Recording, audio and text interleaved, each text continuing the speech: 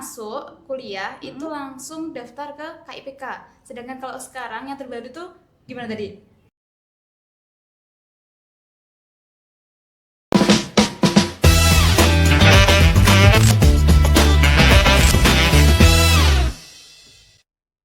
Assalamualaikum warahmatullahi wabarakatuh. Kembali lagi di Feby Corner, podcastnya Feby IAIN Ponorogo. Pada episode kali ini kita kedatangan narasumber dari para penerima beasiswa KIP Kuliah IAIN Ponorogo. Di episode kali ini kita akan membahas nih bagaimana sih cara mendapatkan beasiswa ini. Jadi kita langsung tanya-tanya aja ya ke narasumber kita, yaitu ada Mas Irhas dan Mbak Nurmala.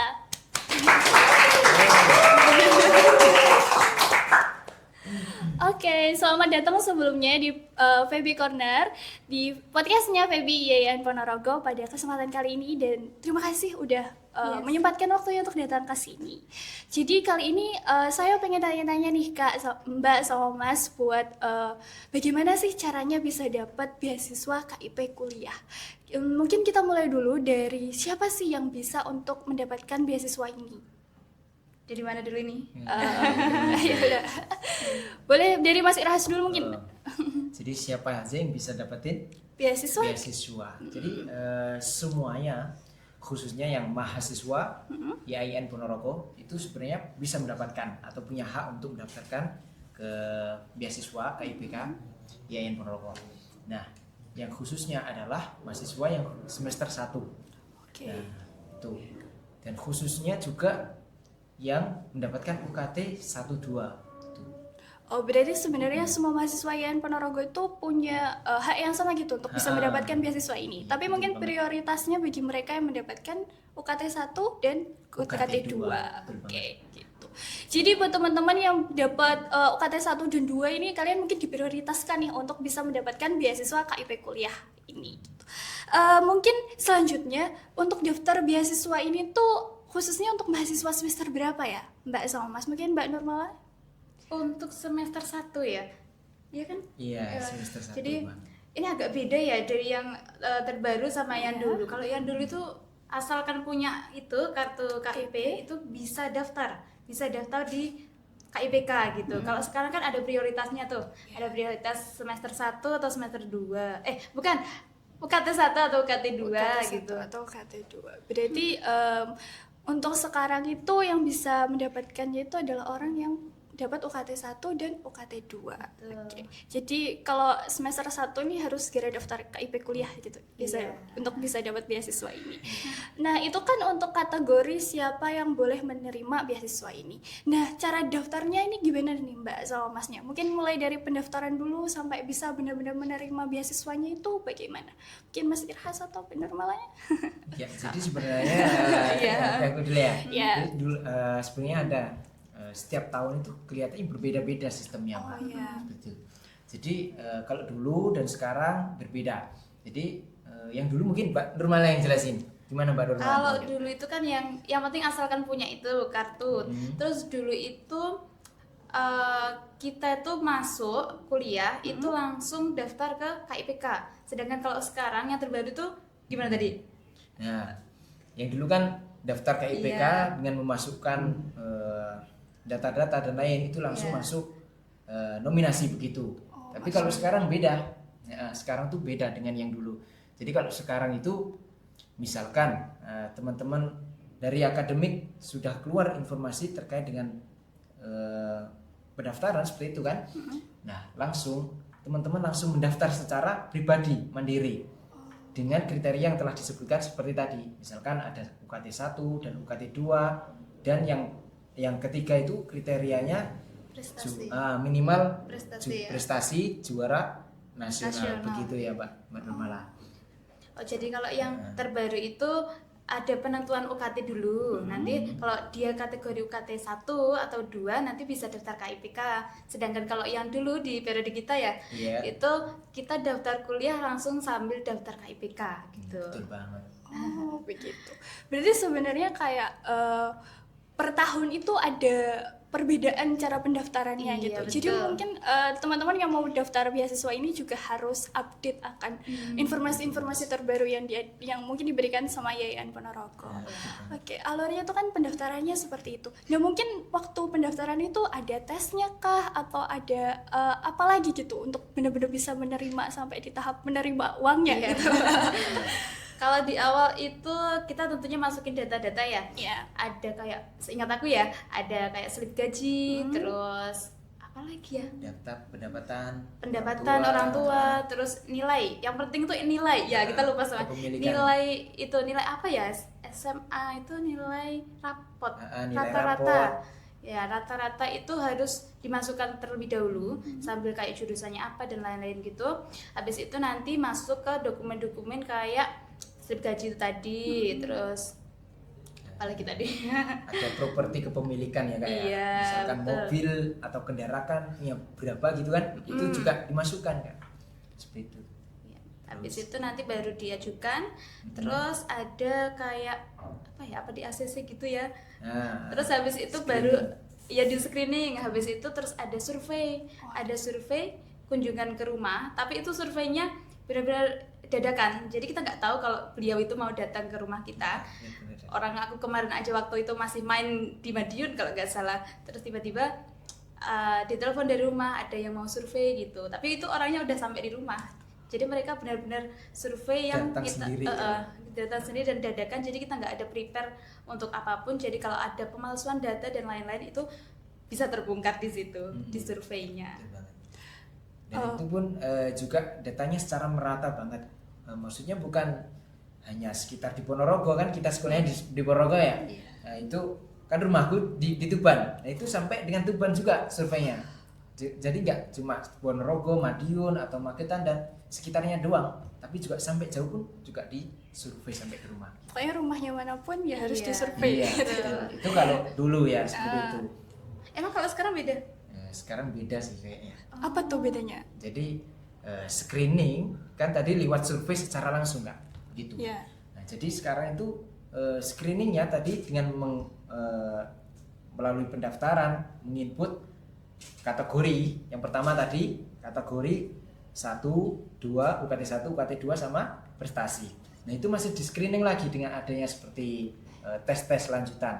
Nah, nanti kalau udah nggak ada udah diseleksi, baru nanti gelombang pertama. Nah, gelombang pertama 200 dulu. Nanti kalau udah 200 selesai, baru gelombang selanjutnya menyusul 200. Jadi totalnya ada 400 penerima mahasiswa. Oke, 400 penerima. Jadi itu dibagi dua kayak gelombang Iya, 1 dan gelombang satu, gelombang gelombang 2. Betul banget. Jadi setelah screening itu ada tes juga ya. Kalau boleh tahu tesnya itu mungkin materinya soal apa atau bagaimana gitu? Nah, itu mungkin soal ya tes seperti wawancara begitu loh, Kak. Oh, tesnya Nah, seperti wawancara. tes wawancara betul banget.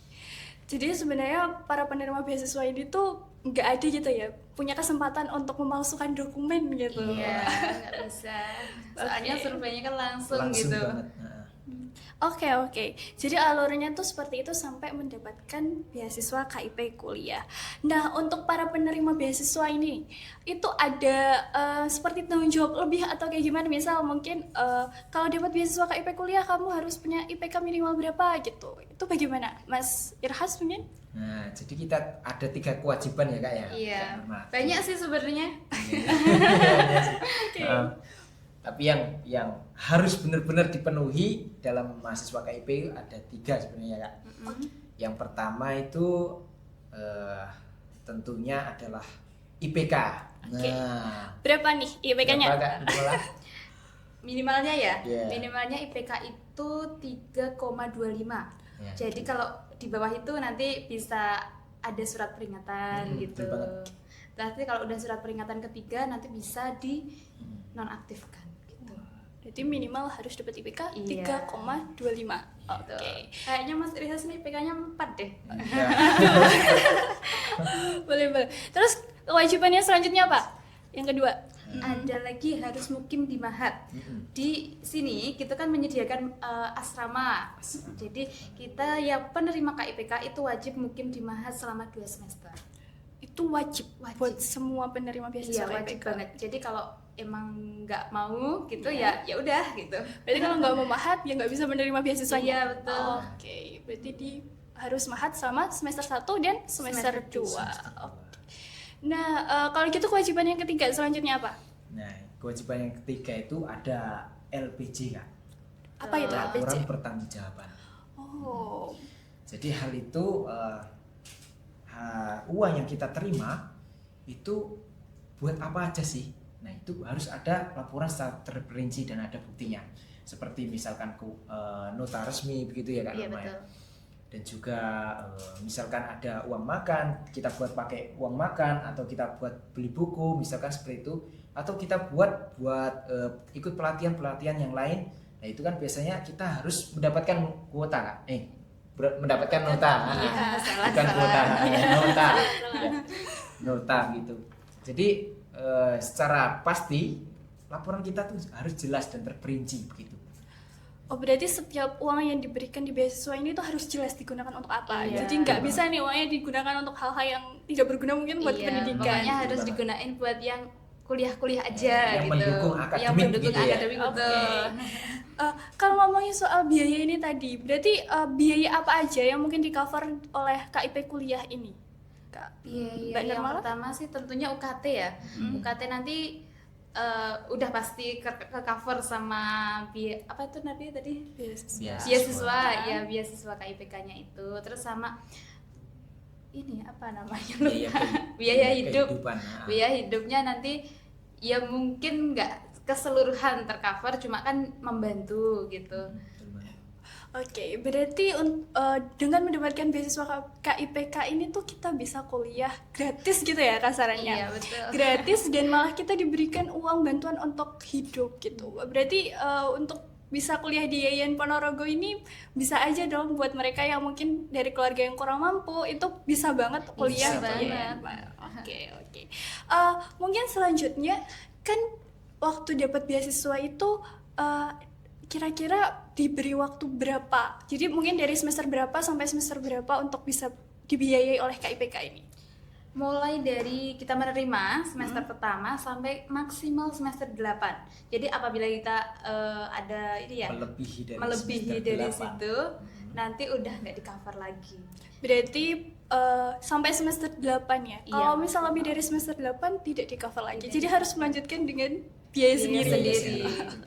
Berarti ya sebagai penerima beasiswa ini tuh punya tanggung jawab yang lumayan besar gitu ya untuk pendidikannya sendiri gitu. Oke, selanjutnya mungkin kan tadi diceritain di kewajiban yang kedua itu soal mahat. Jadi wajib banget mahat di Iya. kampus Yayan Ponorogo ini. Mungkin waktu di mahat itu ada kegiatan apa sih Kak? Terus mungkin bisa cerita-cerita seru apa aja yang terjadi di mahat? Oke, mungkin dimulai dulu dari Mas Irhas. Ya, jadi saya sangat berkesan sekali ketika waktu di Mahat dulu. Jadi setiap mahasiswa KIP yang telah keluar dari Mahat itu pasti mempunyai kesan-kesan tersendiri, Betul. kesan-kesan mistik begitu ya Kak ya. Iya. Ya karena memang basic dari mahasiswa yang notabene yang ada berbagai latar belakang yang enggak latar belakang dari sekolahnya agama, terus kemudian masuk ke Mahat yang harus dipaksa untuk ngaji kan begitu kan. Nah itu kan juga sedikit menimbulkan kultur shock kan begitu. Iya, betul. Mungkin Kak Nurman bisa berbagi pengalaman di Mahat. Kebetulan saya sendiri kan bukan lulusan yang ini ya dari apa ya MA gitu ya. Ya, Saya betul. lulusannya dari yang umum-umum aja gitu. Jadi kan juga agak waduh gitu. Tapi kan ya kewajiban jadi harus dilakukan dong gitu.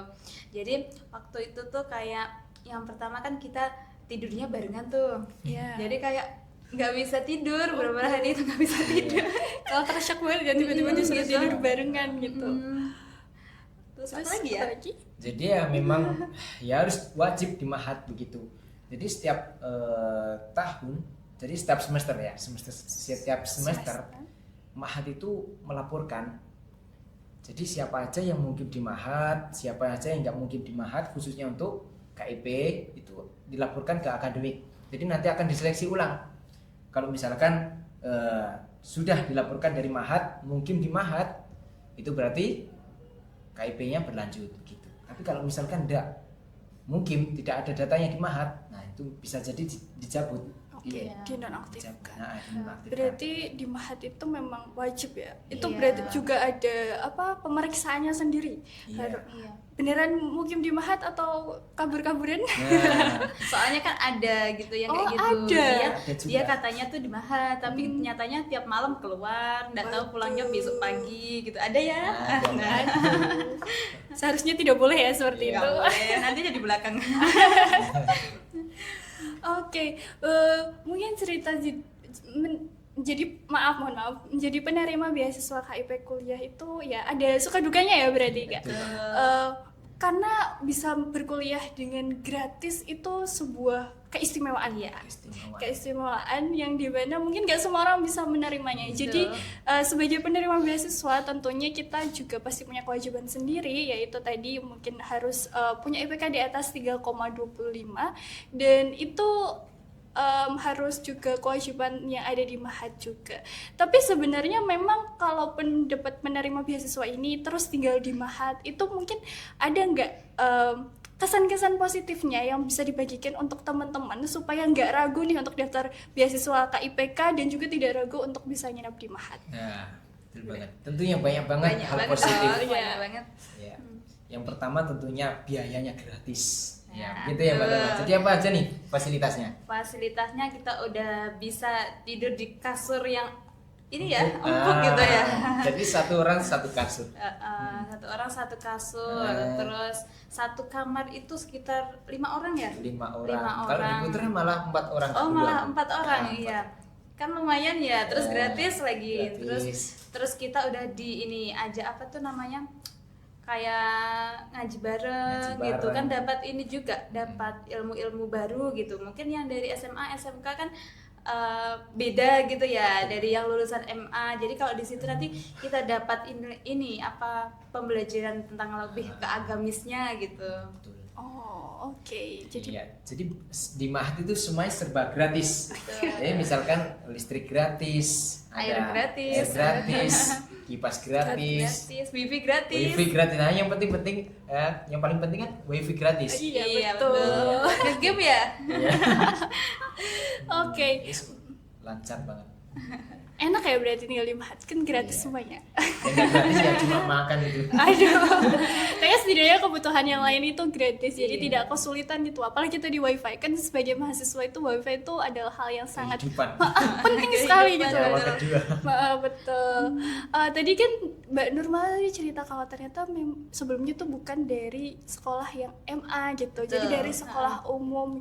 Kan tadi ada kagetnya sedikit nih Iya. untuk bisa tinggal di Mahat, tapi mungkin bisa berbagi lagi nih Kak ceritanya gimana sih supaya kaget awalnya itu bisa teratasi, jadi waktu tinggal di Mahat itu alhamdulillah masih bisa enjoy, bisa menjalani segala aktivitas yang ada di Mahat gitu. Gimana Mbak Nurmala? Kalau awal-awal tuh yang bikin aku kaget banget kan, kita harus berbagi kamar sama orang 5 itu tadi. Oh, kan iya. sedangkan aku dulu kan ya selalu sendiri kan gitu. Jadi kan kita kayak agak privasinya mungkin beda gitu kan ya. Oke. Tapi nyatanya kalau udah kita udah melewati 1 bulanan lah, itu beda. Malah justru kita kalau lagi capek di luar, kita pulang ke kamar ada temennya, itu malah hilang capeknya. Jadi kayak ya udah malah seneng aja Iya, gitu, seru bikin gitu, seneng jadi aja, ada seru teman gitu. Ada ngobrol. teman ngobrol. Kalau kita Betul. capek kita sharing, kita ngomong, kita curhat kan gitu, jadi Iya. tambah seneng ya gitu. Iya, karena kalau di rumah kadang sendiri ini mau cerita ke siapa kan Malah bingung. overthinking kan. Betul. Tapi kan kalau tinggal di Mahat ada banyak teman tuh Iya. bisa cerita ke si ABC gitu. Betul. Jadi mungkin beban-beban waktu kuliah itu bisa lepas Bisa, gitu ya. bisa keluar semua gitu. Oke, berarti pengalaman tinggal di Mahat tuh menyenangkan kan? Iya, ya? menyenangkan. Jadi mungkin teman-teman yang mau daftar beasiswa KIP kuliah itu nggak usah ragu gitu. Mungkin ada keraguan lah, kalau mau daftar beasiswa KIP kuliah harus tinggal di Mahat, gini lah gitu. Nggak semenyeramkan itu kak teman-teman, karena tinggal di Mahat itu juga menyenangkan karena kita bisa ketemu teman-teman baru. Betul. Itu bisa nambah relasi juga ya kan. Betul. Mungkin kalau di Mahat itu teman satu kamarnya tuh bisa dari berbeda-beda jurusan atau bagaimana? Iya, beda jurusan semuanya. Kalau waktu itu aku di ES ya, tapi itu semua teman aku nggak ada yang ES. Jadi kita benar-benar campur banget. Jadi kan kita jadi punya relasi anak jurusan apa gitu. Dari fakultas-fakultas lain juga. Iya, fakultas lain juga. Berarti relasinya lebih luas lagi nih daripada mereka yang mungkin cuma di kampus di satu fakultas aja gitu. Jadi ya teman-teman lagi kita nggak perlu ragu untuk mau daftar beasiswa KIP kuliah. Kapan lagi loh kita bisa kuliah tanpa mengeluarkan uang sepeser pun gitu.